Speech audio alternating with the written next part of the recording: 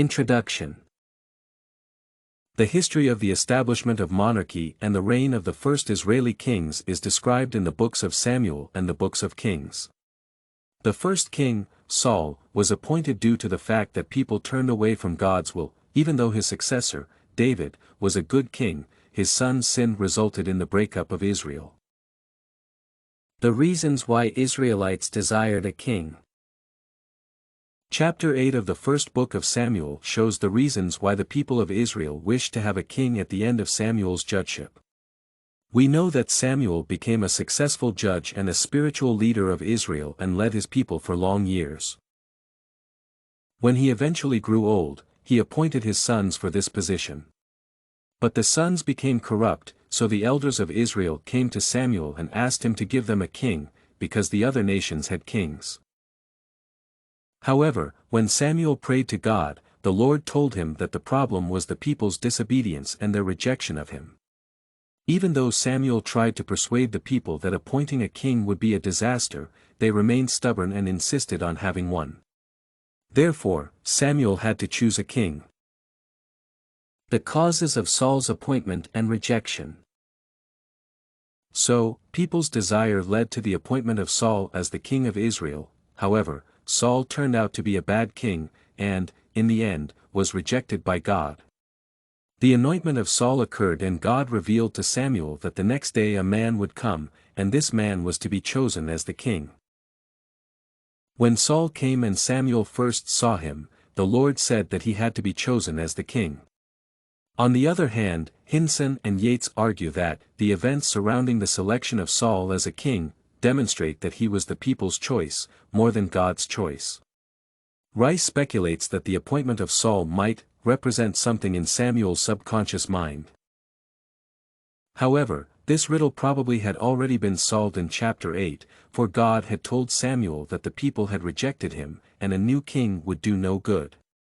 Therefore, it might be argued that there should have been neither king at all, nor the appointment of Saul in particular. It is no wonder, thus, that Saul caused his kingdom to deteriorate rapidly. He voluntarily took the priest's functions before a battle, lusted for revenge on the Philistines, ignored the needs of his people and disobeyed God. So, God finally rejected Saul as a king. What made David a better king than Saul? After the rejection of Saul as a king, God chose David to be anointed as the next king of Israel. Various feats accomplished by David, his courage and, at the same time, humility showed that he was superior to Saul. Hindson and Yates argue that the most prominent feat was the act of slaying Goliath. After that, Saul became jealous of David and started constantly trying to have him killed in battles. However, David was able to achieve victories, which caused Saul's direct attempts to murder David, and God had to protect him.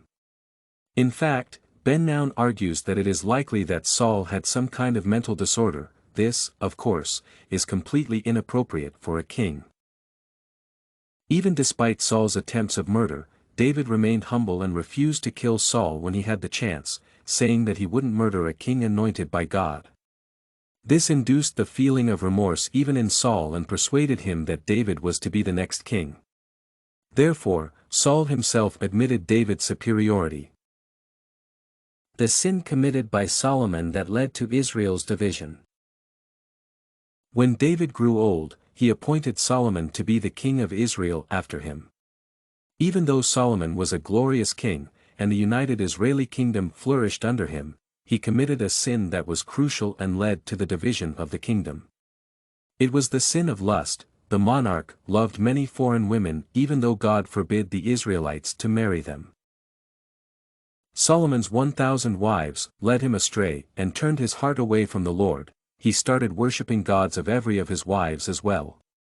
This made God angry, and he promised to split the kingdom. However, for the sake of David, God decided to do that during Solomon's son's reign, and not while Solomon was alive. When Rehoboam was the king, the division occurred as the result of an Egyptian invasion and other hostilities the kingdom participated in. Conclusion.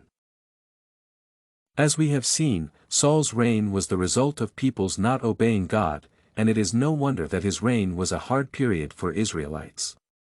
David, however, remained humble and just, and did not lose God's favor. David's actions resulted in the preservation of the kingdom during his son's reign, even despite Solomon's sins. But disobedience of God's will always have its results, and the sin of Solomon was punished after his death. StudyCorgi can help you make your studies smarter. Visit studycorgi.com for more samples like this, study tips, and writing tools.